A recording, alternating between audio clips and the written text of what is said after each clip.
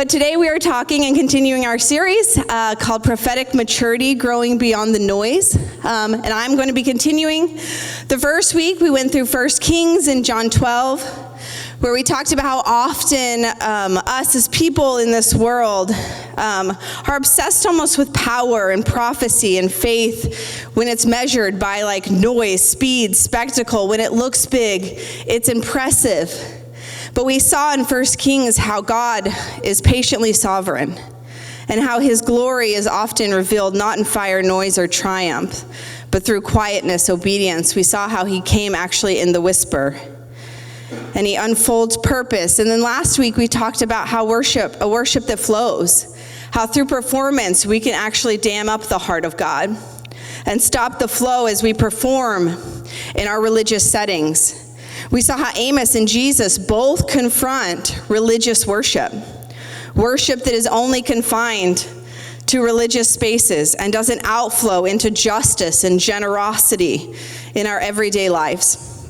And today we're going to pick up with a message titled Prophetic Escape versus Prophetic Presence. And how we often, right, when we face difficult circumstances, it's so easy to like run and hide, to not address it, to just disappear, to escape. But we're going to talk about how Christ offers us a light to illuminate, allows us the ability to see ourselves clearly, to see this world clearly, so that we can be present in our current reality. That as we hold to the promises to come, it actually helps us stay present today and not seek escape.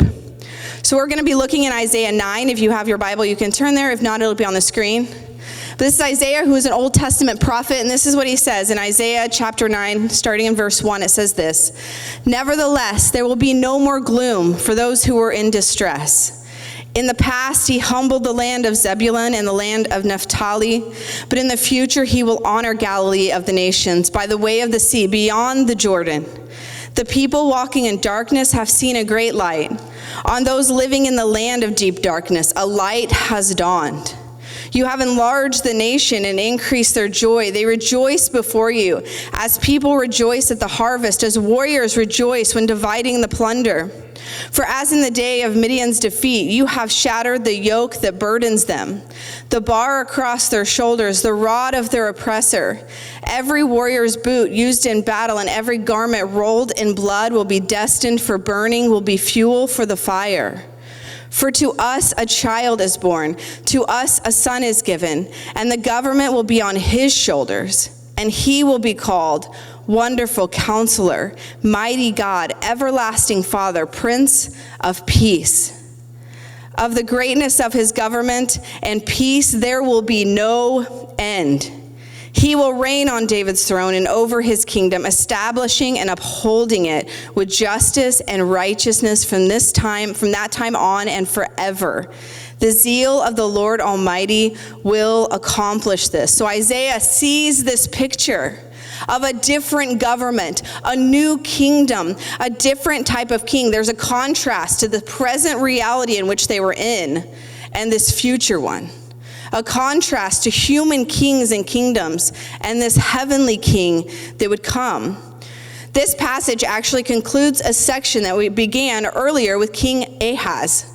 Because of his disobedience as king, his disobedience to the will of God, his reign experienced a lot of devastation and destruction of the Assyrian army.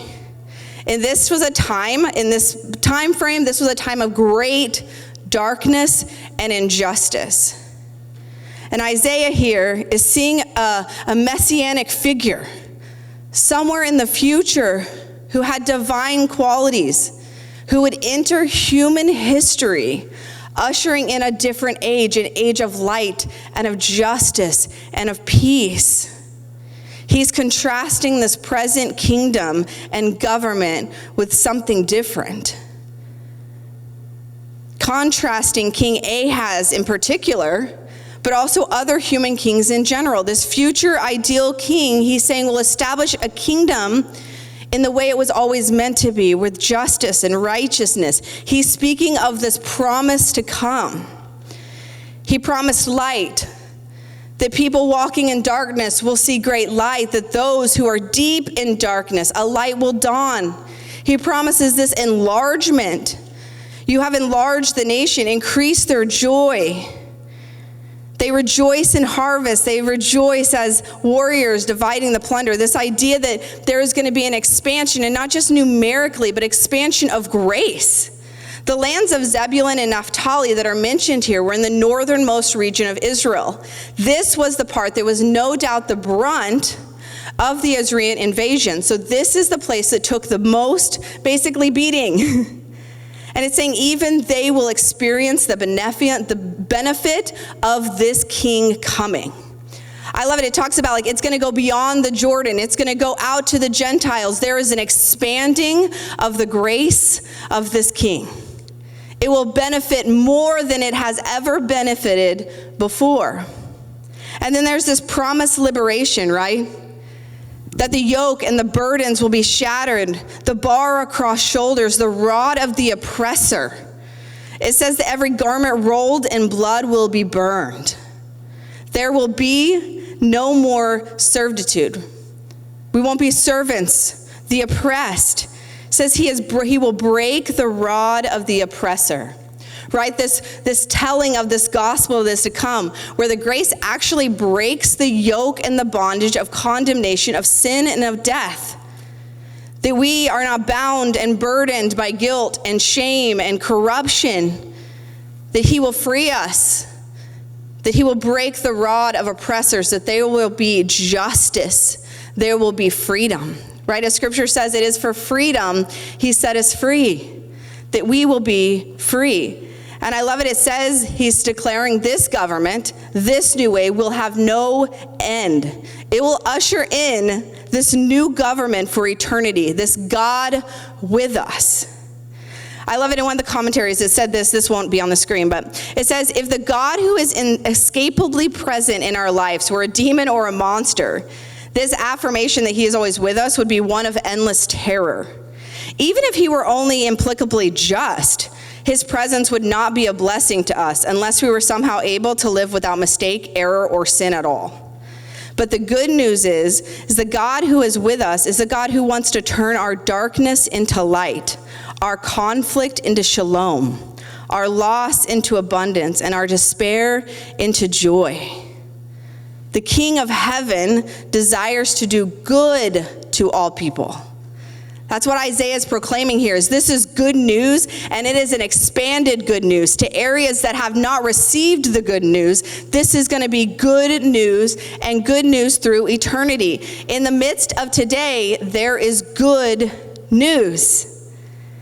And then we go forward, right, to John. We're going to read in John, where this child has come that Isaiah prophesied about, that the light has broke forth on earth. And we find Jesus sitting at the Feast of Tabernacles. This is a week-long feast in September and October. This feast they would do in thanksgiving for God's provision. So this was a time where they celebrated both his past provision and his present provision. So God's gracious presence and present provision is seen in the harvest. So this was a time when they were harvesting and they were thanking God for his resources and his provision. But they're also recalling and thanking God for his past provision when they were in the wilderness and he brought them out of slavery of Egypt. And they wandered through the wilderness, yet he provided. So this is a Feast of Tabernacles where they're thanking God, basically like our Thanksgiving kind of. They are thanking God for his provision now and before. And at this feast, as Jesus is there, this is what he says in John 8, verse 12. Then Jesus spoke again to the people, and he said, I am the light of the world. Whoever follows me will never walk in darkness, but will have the light of life. Jesus proclaiming in this time of thankfulness of a God that provides, that I have actually come among you. The God you are thanking for the present and the past is among you, is with you, and I will provide light for the future. It's interesting too, because when he gave this, he was at the part of the temple during this celebration where the feast's lamp lighting ceremonies took place. These ceremonies, they were basically commemorating the time when a pillar of fire led them out of slavery and through the wilderness.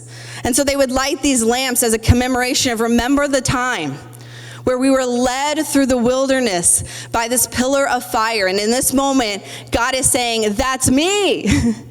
I am here among you. I am the pillar of fire that led you before, and I will lead you now in your own wilderness, in your own pilgrimage, in your own time. I am the light that will lead you through. This pillar of fire, of presence and of protection, Jesus is fulfilling the themes of this feast. He's there among them, with them, declaring, this is me, and I am now here to provide light for your darkness, for your reality, for your present moment in this journey. The IVP New Testament commentary says this: the feast's emphasis on God's provision fits perfectly within the teaching Jesus has just given, in which he revealed himself, and this was a little bit right before this, himself as the bread of life, and with the revelation in this chapter of himself as the one of living water. He is the one who provides nourishment for eternal life, even during the present time of our pilgrimage. In the present time of our pilgrimage, 2025, right? In the present time of their pilgrimage, with those who were escaping slavery in Egypt in their present wilderness, the light showed up in the midst of the darkness. And then we also see a child, right, who is born and actually came to be with us. That he showed us, he didn't just like shine a flashlight and be like, walk over there, right? He came and he embodied humanity. He became human and showed us how to be human. And I love this because this is this prophetic presence, that he didn't come and give us prophetic words and future and promise so that we could escape. He came and he actually showed us this is what it's like to be human. Basically alluding to like, you are exactly where you are supposed to be, and this is how you do it. This is what it means to be human. He embodied it for us. The transcendent, right? He became the created. The perfect, the morally perfect, experienced what it was like to have the consequences of sin as he died on the cross. The infinite became finite. He aged. The immortal, he experienced mortality. He is with us. This is the light that shows us what it's like on this journey in this moment and how to walk our pilgrimage, showing us how to be us. He illuminates this part of the journey, but I love it too because he doesn't just illuminate the path, he illuminates us, like who we are, what it means to be human, what our identity is in the midst of this journey. Scott Erickson, he says this: who we are is deeper than where we find ourselves in this moment. And Jesus illuminates that deeper identity. It's so interesting. Even this morning, for some reason, I was just thinking about, like, in the last 10 years, all the life me and TD have lived. And I know many of us, right, have lived many lives in the last 10 years. We've lived in different states. We've pastored different churches. We've had 2 children. The journey, there's a lot happened in the last 10 years. But no matter where we found ourselves, Jesus was constantly illuminating a deeper meaning, right? There's that saying that wherever you go, there you are. That we were there. And no matter where we found ourselves, we were there. And God was there, illuminating who we are. In the midst of darkness, he shows us where we are and who we are and how to walk the journey. Scott Erickson also says this in his book, Honest Advent, which I know we're not at Advent, but when you're talking about, the baby coming among us, you kind of have to go there. But it says this, it says, first, his being human affirms our being human. It affirms that we are not supposed to be anywhere else but here. Second, he affirms that we, in some mysterious way, are an amalgamation of something seen and unseen. An invitation to Advent starts here and now. And thank God, because being here now feels really complicated and hard and sad at times with a lot of loss. But what gives me hope in this Advent season is a reminder that everything can be taken away except that hidden part of me. Whether I lose my savings, my house, my title, my very livelihood, what is untakeable is the part of me that Jesus illuminates. The deeper self that was woven into this world, but is anchored in a much larger, hidden world. In the gift of my life is a doorway to a much larger reality, and Jesus is the light that shows me the way. I love it that the deeper self that's woven into this world, but we are anchored in a larger hidden world. This reality that he illuminates, this prophetic promise, this beautiful picture. But in illuminating that, he's illuminating our identity of who we are as children of God who have a table and a feast ahead of us. But right now, in this moment, our identity and the promises that we know helps us be present today. That we don't need to escape because we are anchored in promises that allow us and dictate how we behave, how we act, how we have freedom and joy and peace today. And he shows us the way. He became the way. We can be fully present in the sadness and the complexity, in the fact that often, if I were to ask, we feel both sad and happy at the same time. We feel angry and thankful at the same time. Yesterday, right, the downstairs was pouring water, but I'm looking around at a few people who came and helped and just feeling so much gratitude. But also at the same time, like, why do we keep patching holes and other holes start leaking, right? This anger and this thankfulness, watching your children grow, so thankful they're growing and so sad they're growing. Like, this is such a complex journey that we are on. It's sad, it's hard, there is loss and there is grief, but right, even grief is because we loved. The complexity of this journey. But we don't have to escape it because we have prophetic promise of not just where we are going, but who we are. Who we are today. And what is offered to us in this messy middle. That the light has come and has illuminated, has opened our eyes to who we are. So that even in the midst of it, we can stay present in our pilgrimage, on our way home. I remember, look, I grew up in the middle of the country, like dirt road country in Oklahoma. And as a little girl, or not little, I mean, I was 16 learning to drive. I will never forget, like, driving those back roads on, like, dirt where there are, you know, like, wild animals, like deer and animals and things that can run out, and it's pitch black. There are no street lights, and learning to drive and driving home on those dark dirt roads and being like, oh my gosh, everything in me was present. Present to the steering wheel, present to my body, present to the fact that, like, I don't know how to drive well and I need to get home and a deer could jump out at me, things could happen. I was present, so present, because the road was illuminated to what was right in front of me, and I paid attention to that. And also, at the same time, I knew where I was going. There was this comfort, and I was going home. I remember one time I did hit a deer, and I got home, and I was like so thankful, right, to be home, right? I knew where I was going. I knew where I belonged. Now, if I were to think about what it would have been like for this young girl on these back roads, pitch black, but not know where I was going, where I was headed, that would have been a whole different thing. When you are illuminated, but you are aware of your destination, it changes how you behave in this moment. It changes where you drive. It changes how you feel internally. It changes the present moment because you know you're going home. If you can just get home. There's this way that it changes how we drive, how we navigate, how we interact with the current moment. It informs our being.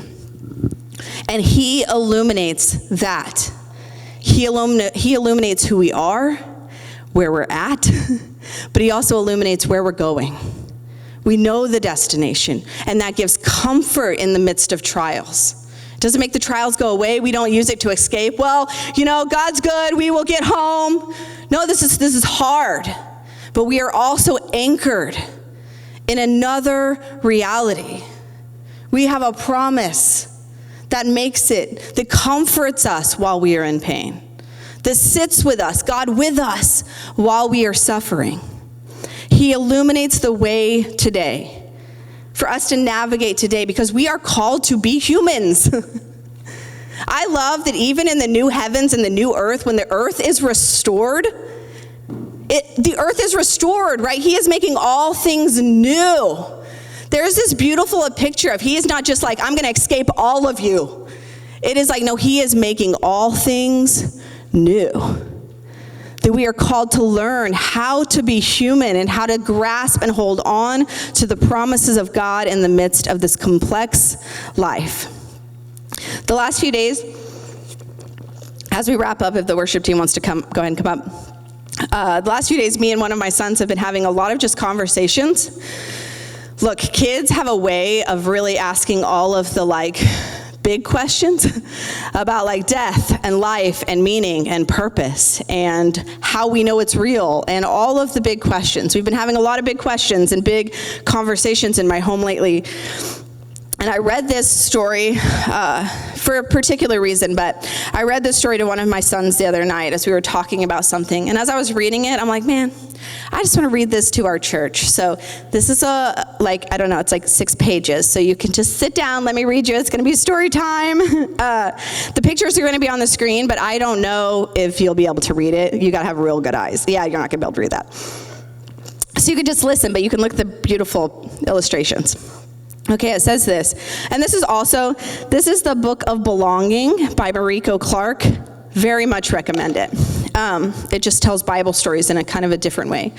But it says this, a forever wedding feast. And then it says, God's family continued to grow, and many marvelous and terrible things happened. And this is actually, just so you know, she's telling about how John prophesied of heaven. So the John we read about, who's in John where it's saying God is the light of the world, here we have him prophesying of this future promise and this future vision that he's seeing. But it says, God's family continued to grow and many marvelous and terrible things happened. Things you learn today as ancient history.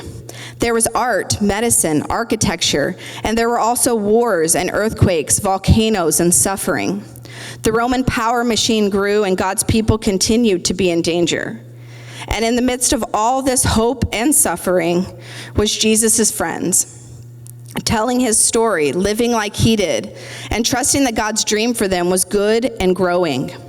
One of those friends, John, wrote a letter to some of Jesus' followers describing a vision that God showed him, a daydream of sorts. You know how dreams are weird and wonderful? Sometimes they feel scary, and sometimes, this is the next page, just so you know, it's going to be hard to, and sometimes they feel silly. But every once in a while, they feel very special. Have you ever had a dream like that? One that feels more true than real life? And when you try to explain it to someone else, your words just didn't seem big enough. So you can only say things like, well, it was kind of like, or it was sort of like, or it reminded me of. That's the kind of daydream John had. Though with all the earthquakes and dragons and beasts at its start, some people might call it a nightmare. John's awake life had showed him that the world can feel dark and weird and scary. Perhaps it had even seeped into his dream, as our awake life does with our dreams. It was sort of like flaming horses and creatures covered in eyeballs, a red moon and falling stars, lions breathing fire, and bugs wearing crowns. But the Spirit reminded John that God's dream is always coming true. So if the story doesn't end in belonging, the story is not over. Sure enough, John's daydream began to change as the strange and scary gave way to something beautiful. John saw Jesus ride in on a white horse, defeating the dragons and beasts, removing evil kings from their thrones, and chasing away all the darkness and sorrow and fear. Then at the end of this bizarre and beautiful daydream, John described seeing a glimpse of a big, important someday. The day when God's world and our world mix together once and for all. When God's kingdom will spill out as if from a giant bowl splashing to fill the earth. And what a spectacular sight, he tried to describe, as the whole world became God's ultimate place of belonging. It was sort of like, something like a city with streets like transparent gold and walls like sparkling gemstones and jewels. A river runs through the center, surrounded by a magnificent tree of life. The tree has 12 different kinds of fruit and leaves that will heal the whole world. The gates are like giant pearls. That's the next page. Pearls. And are always flung open in warm welcome. Everything everywhere glows and twinkles, lit by God's love. And what happens at the center of this splendid, fantastical city? Well, that is the very best part. God is there, of course, sitting on a throne that looks like something of shining emeralds, encircling with rainbows and angels. The angels can't contain their glad song, and so they never do. On and on they sing out about God's special love and faithfulness. And then, it gets even better. In a voice like rushing rivers, God declares, "Look, my home is now with my beloved people. We will take care of this home together. I belong with them and they belong with me. I will wipe every tear from their eyes. There will be no more death, no more sorrow or crying or suffering. The old way is gone forever, because I am making everything new."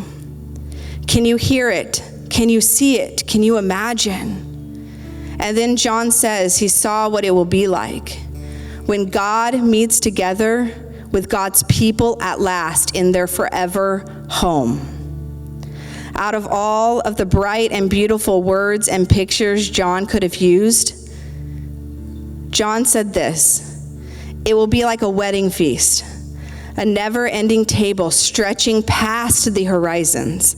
And all the seats will be filled with friends from every tribe and language and people and nation. Togetherness, celebration, songs of cheer, true and beautiful names proclaimed, important promises made and kept.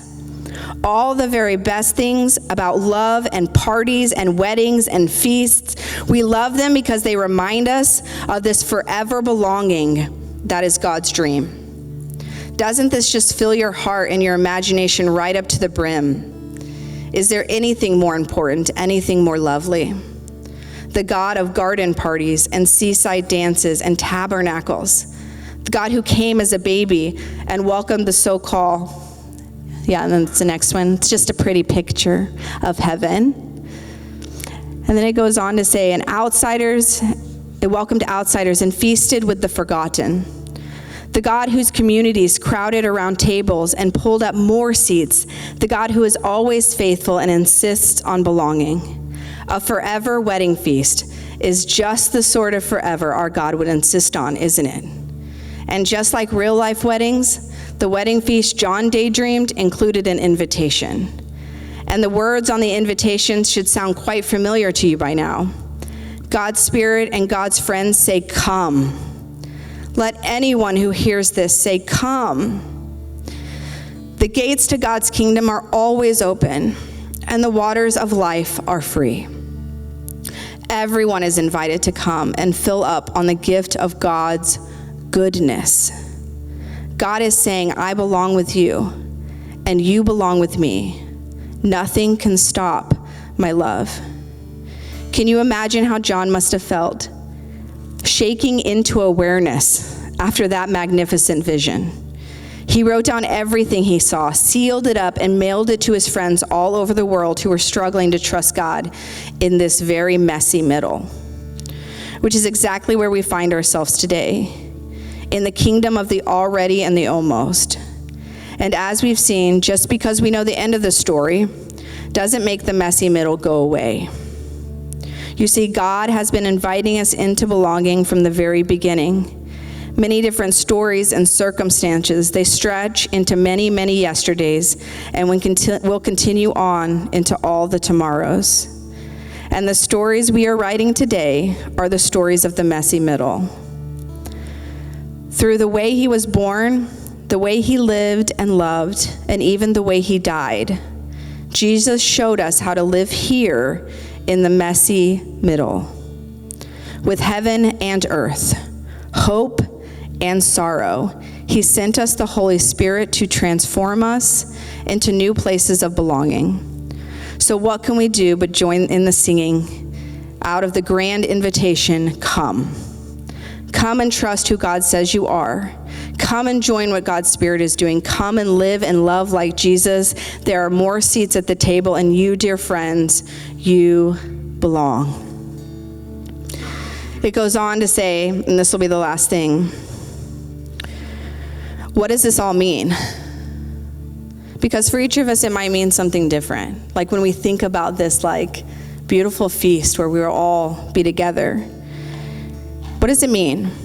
One person might say, my skin will sparkle and I'll eat pizza with my grandma. Another might declare, I'll walk again. Someone else might announce, I'll finally feel like I fully belong, just as I am. What about you? What tears will God wipe from your eyes? What will make you sing glad songs or dance like you're at a wedding feast? What can you imagine that will fill you with delight, love, and belonging? And today as we close, look, I know a lot of this was me reading a book, but as we close, my hope is that as we can think about, man, what tears will he wipe? It helps us to realize we're here and it's real and it's hard. There's fractures in relationships and there's grief and loss, and our identity is a little broken at times. What tears will he wipe? But even the hope of this, the hope of this wedding feast, where everything will be made right, allows us to sit today in the messy middle as we journey.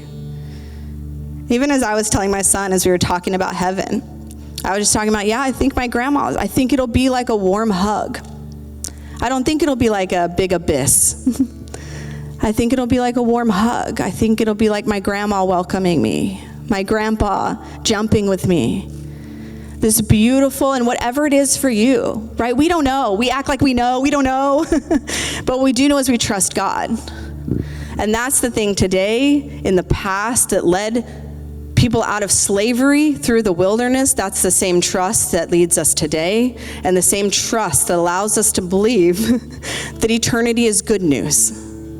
Because when we believe good news, we become good news people today. When we believe bad news, we very quickly become bad news people today. And so what is the good news for us? Individually, together, but today let's focus on individually, what is the good news for me? And how does that inform my today? So let's pray, and then we'll spend a minute or two reflecting. God, we thank you that you have a relationship corporately with your church, your body.